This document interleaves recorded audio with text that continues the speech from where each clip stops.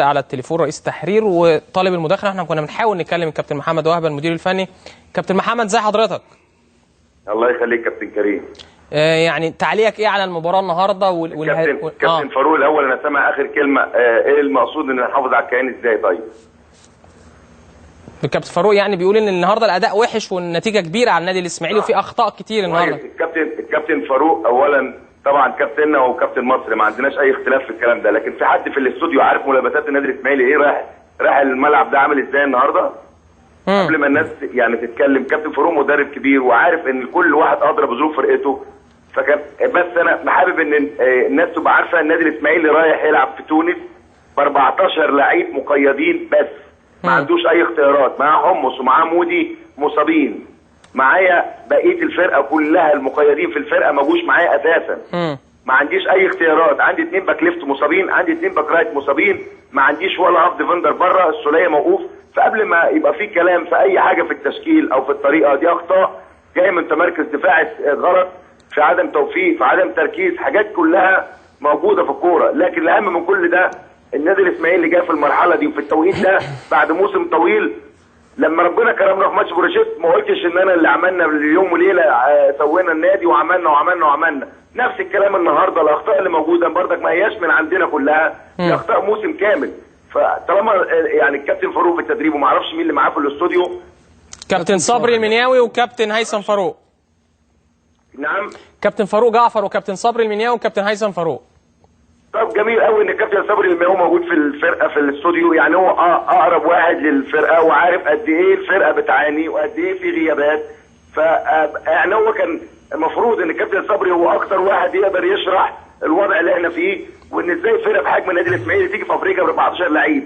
ما هياش اتكلمنا يا كابتن محمد، كابتن محمد كله سهل، اتكلمنا في كل اتكلمنا في كل الحاجات في وضع لا نحسد عليه. تمام، احنا اتكلمنا في كل الحاجات دي والغيابات، وقلنا برضو ان الكابتن محمد وهبه معذور وعنده غيابات، ويمكن الكابتن صبري المنياوي هو اكتر واحد اتكلم في النقطه دي يا كابتن محمد. بالظبط، لان هو الكابتن صبري قريب من الفرقه وعارف عدد اللعيبه اللي موجوده، عارف حتى البوزيشن بتاع اللعيبه ايه، يعني فرقه رايح ب 14 لعيب فيهم 4 راس حربه.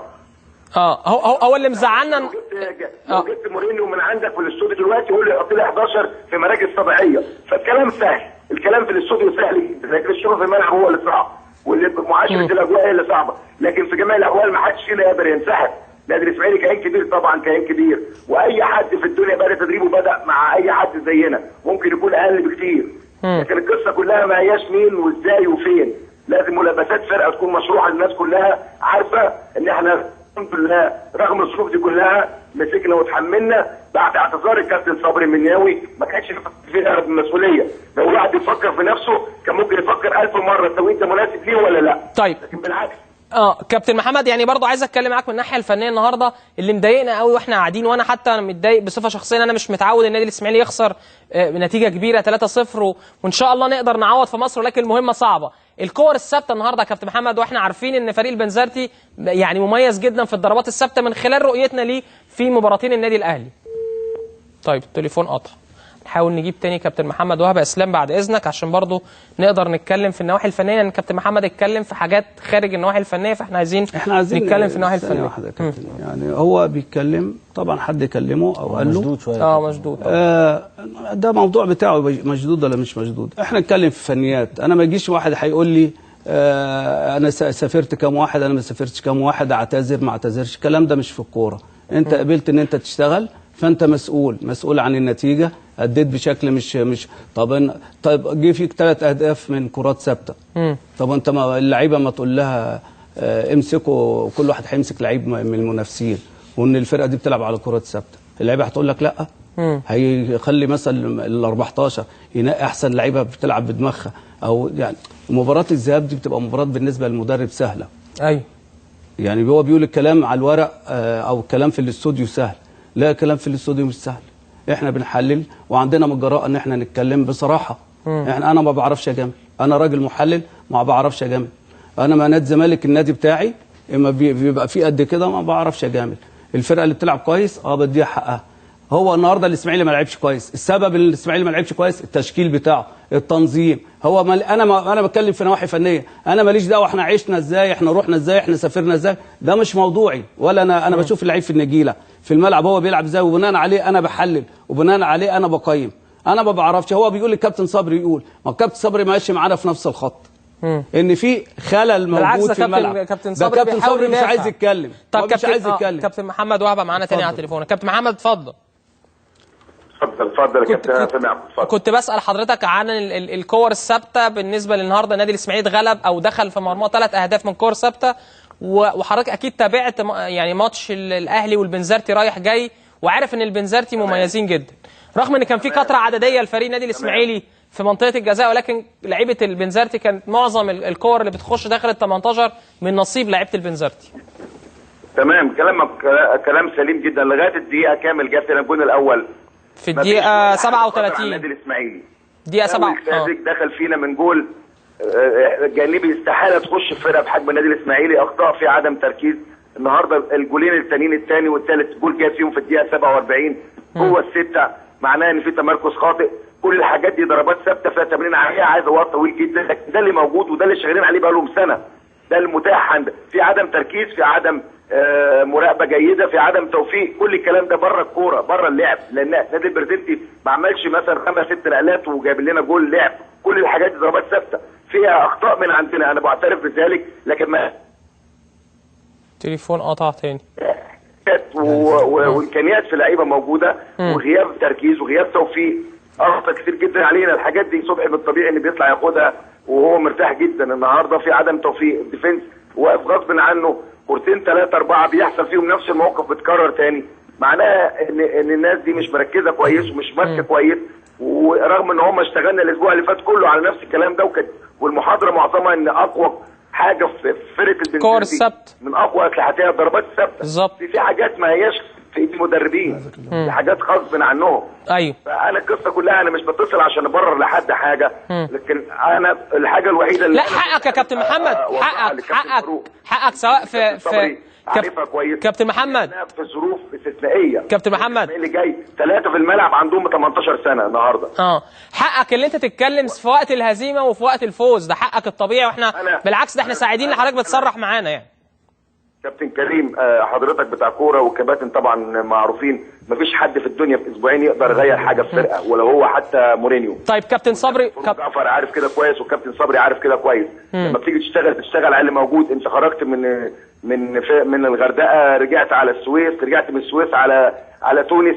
انا عايز حد عبقري موجودين في مصر يقول لي تحليل للموقف ده ايه، ويعالج ازاي 14 لعيب معايا في الظروف دي، بدل ما نقعد نتكلم نشوف الدنيا عامله ازاي. طيب. النادي الاسماعيلي الاجواء عامله ازاي. في ناس كتيره واسامي كبيره جدا كانت ممكن تيجي النادي الاسماعيلي وتقرا في المكان ده في التوقيت ده، لكن احنا عشان ولاد النادي اشتغلنا، لا طالبين منصب، والكلام ده معروض عليا من سنه على فكره. عشان لو هم ما يعرفوش قبل ما الكابتن صبري يجي للنادي، انا معروض عليا وانا اعتذرت عشان برضك مفيش لعيبه، لكن التوقيت ده ما كانش عندي اختيار، ده كان لازم التزام بحكم النادي الاسماعيلي ان هو انا منه، فكان غصب عني لازم اشتغل. فالمفروض الناس بدل ما تبقى كل ماتش لما نيجي نكسب يرفعونا السما، ولما يحصل ماتش النهارده يتبعوا في الناس، لا يعرفوا وضع الفرقه عامل ازاي، والاجواء الفرقه عامله ازاي، ظروف الفرقه عامله ازاي. كل الكلام ده كلام طبيعي.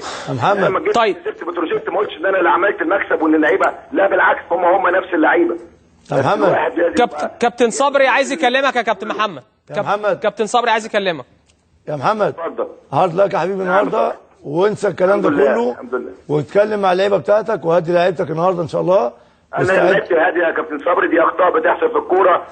ريال مدريد مغلوب من بروسيا، وبرشلونه مغلوب من بايرن بنفس النتائج بره. يا كابتن محمد بعد اذنك الله يخليك، انا ماليش دعوه يا كابتن محمد. ريال مدريد ورغم ان هم فرقه كامله، يا كابتن محمد يا محمد احنا عندنا 2 بيلعبوا ديفندر، مش لاقيين واحد ثالث يلعب معاهم. يا محمد الملعب عندهم 18 سنه، وانت المفروض عارف الكلام ده كويس، يعني انت اكتر واحد في الاستوديو. يا محمد بعد اذنك الله، انسى الماتش انتهى يا محمد. الحاجات دي كلها ما هياش مبررات، دي حقائق. طيب الاسماعيلي طالع افريقيا ب 14 لعيب معاه يا جماعه. طب اديني بس فرصه اكلمك. طيب حد يقدر يتحمل الكلام ده، ورغم ذلك في المواجهه عادي جدا. اديني فرصه بس يا محمد. طيب اكلمك. انسى الموضوع، انسى الماتش النهارده، ركز على الماتش اللي جاي ان شاء الله. وثلاثه دي مش صبري ما بتكلمش في اللي جاي، النتيجه مش مستحيله خلي بالك. انا كل مداخلتي لان انا حبيت بس الناس تبقى عارفه النادي الاسماعيلي في وضع استثنائي، مفيش فرقه في الدنيا تقدر تيجي تلعب في مستوى اللي احنا بنلعب فيه دلوقتي وهي معاها 14 لعيب، فيهم 3 تحت السن والباقي فيهم 4 راس حربه ومش عارف تحط الاماكن عامله ازاي. شد حيلك يا محمد، الماتش اللي جاي ركز في الماتش اللي جاي ان شاء الله معلومات عشان تقدر تحاسب الناس دي كويس. وبعدين يا كابتن صبري، انا لما جينا كسبنا، انت اكتر واحد سمعت في التلفزيون ما قلناش ان احنا اللي كسبنا، صح ولا مش صح؟ طيب يعني يا محمد ركز الله يخليك في الماتش اللي جاي، والله العظيم النتيجه ما هي مستحيله. انا مش شاغل بالي الماتش اللي جاي ولا شاغل بالي بحاجه، انا بقدم رساله، ممكن اكمل وممكن ما اكملش، مش فارقه معايا خالص. انا بخدم النادي الاسماعيلي وخلاص. انا كان عندي اصلا حاجه امشي فيها واتصلت في مجلس الاداره اعتذر للناس ان النادي الاسماعيلي يحتاجني وانا بأدي واجب عليا، لا انا بجري ورا مكان ولا فرحان ببوزيشن. انا راجل من الاسماعيليه بقابل الناس وعايش وسطهم واتحملت مسؤوليه بغض النظر عن اي حاجه. فبدل ما يبقى الكلام بعريض وكل واحد بيقول اللي في خاطره وكل واحد قاعد في التكييف بيتكلم، يجي يبص الدنيا عامله ازاي ويتحمل هو المسؤوليه. وانا ما عنديش مشكله من بكره لو حد يجي يخش مكاني، والله ولا تفرق معايا خالص. هارد لك يا محمد وربنا يوفقك الماتش اللي جاي ان شاء الله. بشكرك كابتن محمد وبالتوفيق ان شاء الله في الماتش اللي جاي. كلنا عايزين النادي الاسماعيلي يكون افضل نادي في مصر، او يعني هو بيمثل مصر في بطوله الكونفدراليه، فعايزين الاسماعيلي يكمل ان شاء الله. ويعني زي ما قال كابتن صبري المنياوي او كابتن فاروق او كابتن هيثم، عايزين اللعيبه تركز في الماتش اللي جاي، ننسى الهزيمه ونعالج الاخطاء اللي حصلت النهارده ونبص لقدام ان شاء الله. بشكرك كابتن محمد وهبه، ويعني ادينا له الفرصه طبعا بشكل كامل اللي هو يقول اللي هو عايزه، مفيش مشكله. قال كلام جميل جدا. قال لك اللعيبه مش مركزه، خلي بالك. واللعيبه دي عارفه بتمر بظروف صعبه جدا. وقال ان انا مرنت اللعيبه طوال الاسبوع اللي فات على الكرات العرضيه، وقال ان محمد صبحي ما خرجش من المرمى. هو بيشرح الموقف. وقال ان كابتن صبري اعتذر، وقال ان كابتن صبري، وان هو قال ان كابتن صبري ما كسب نسب المكسب لكابتن صبري، وان كابتن صبري اعتذر وان هو مستعد يمشي. كل اللي هو بيقوله احنا مالناش دعوه بيه. يعني كل اللي هو بيقوله احنا مالناش دعوه بيه. احنا بنتكلم في تحليل الاسماعيلي خسر. ليه خسر الاسماعيلي؟ هو دي بقى شغلتنا ان احنا نقول نحلل ان الاسماعيلي خسر ليه. هو الكابتن محمد زعلان وما سابش مثلا ايه فرصه ان واحد مثلا كابتن صبري يتكلم معاه، كابتن صبري كان مدرب معاه او كابتنه، او العمليه بيقول انا مستعد ان انا امشي. لا، العمليه مش مستعد ان انت تمشي ولا اي حاجه. انت النهارده حصل خلل. وبعدين بيمثل الاسماعيلي وبيمثل الناس بريال مدريد وبرشلونه. لا، الاسماعيلي اسم كبير وكيان كبير وليه جماهيره، لازم ليه جماهيره. الاسماعيلي ما بيحصل هبوط للاسماعيلي زي ما بيحصل هبوط للنادي الاهلي، زي ما بيحصل هبوط للنادي للزمالك، لازم احنا نتكلم. هو ما بيتكلم لازم طب يبقى. بيومي معلش، ممكن يعني الاذان امتى يا بيومي؟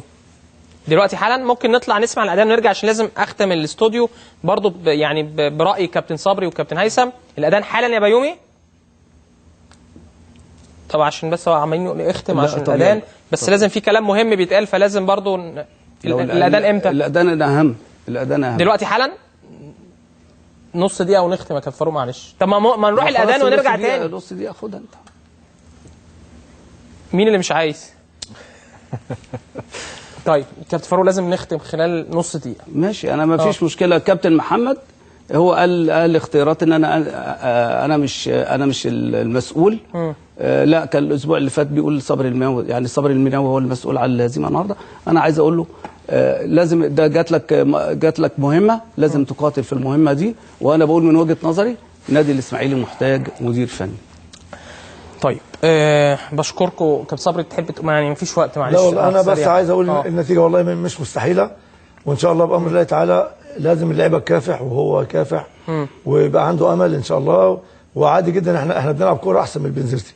هم بيلعبوا كسبونا النهارده بالكوره العاليه، احنا كل كورتنا على الارض وممكن نكسب ان شاء الله. كابتن هيثم، يعني عايز اقول للكابتن وهبه اذا كان اتكلمنا فاحنا بننقد الحاجات اللي في الملعب، مفيش اي حاجه شخصيه بيننا وبين الكابتن اكيد وهبه. طبعا، وده من دافع حبنا للنادي الاسماعيلي، لان النادي الاسماعيلي اسم كبير علينا طبعا وعزيز علينا، واتمنى له طبعا يكون في دور الثمانيه او في دور المجموعات. بالتوفيق ان شاء الله في مباراه العوده، وشكرا يا كابتن. بشكركم شكرا جزيلا كابتن فاروق، كابتن صبري، كابتن هيثم، وهارد لك النهارده النادي الاسماعيلي وهارد لك لنادي امبي، لكن لسه ان شاء الله الفرصه موجوده حتى لو صعبه، ولكن لازم يكون عندنا